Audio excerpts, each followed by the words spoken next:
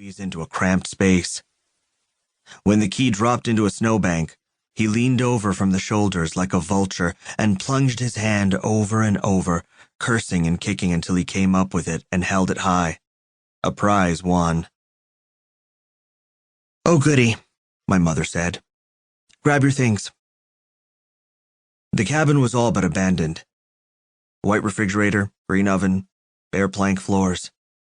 A rocking chair by the stone fireplace. A ripped gold-colored couch with sunken cushions against the drafty wall.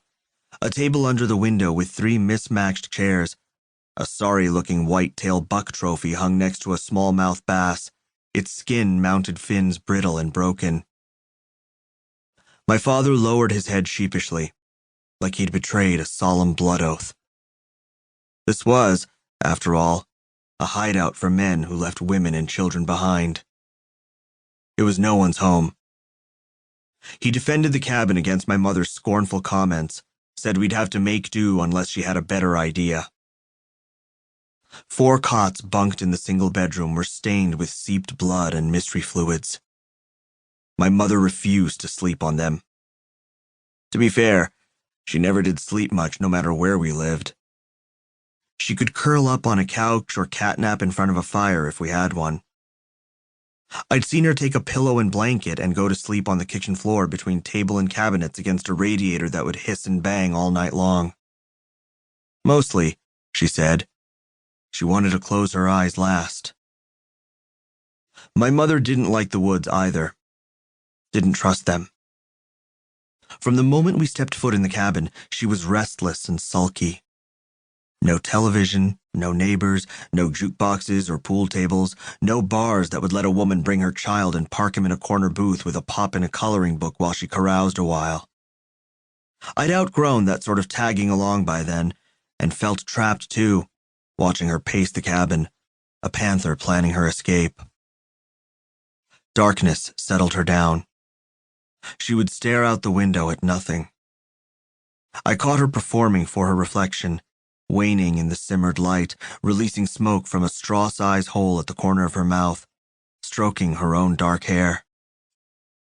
Rather than bother turning her head, she would talk to us through that woman on the glass, like that figment was the real her.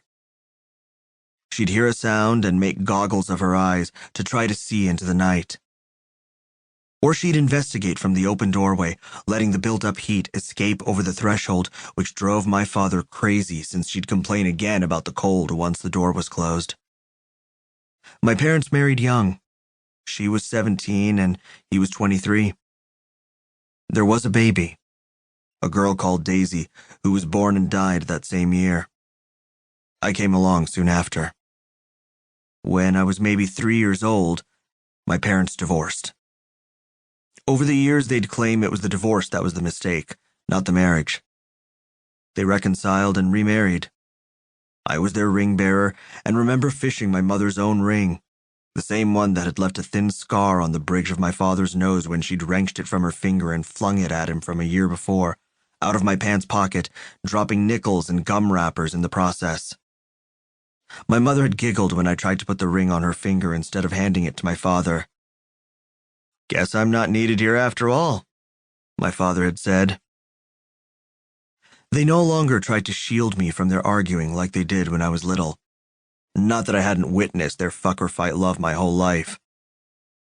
They could fight about anything. They fought about money, about jobs, about the men who stared at my mother and the women who sidled up to my father, about what brand of cigarettes to smoke or whether toilet paper was even necessary. As far as they were concerned, I could listen if I wanted. They'd mostly stopped caring what I heard, especially when they were drunk. They had come to use me as judge and witness. "Isn't that right, Wes?" one would say. Or, "Wes was there, weren't you?" For a long time, they fought about having another baby, but my father said he could barely afford the family he had. That argument she won. She got pregnant when I was in 2nd grade. Seemed the discussion of more babies ended only after she miscarried. The drinking and fighting had gotten serious at Bright Lake.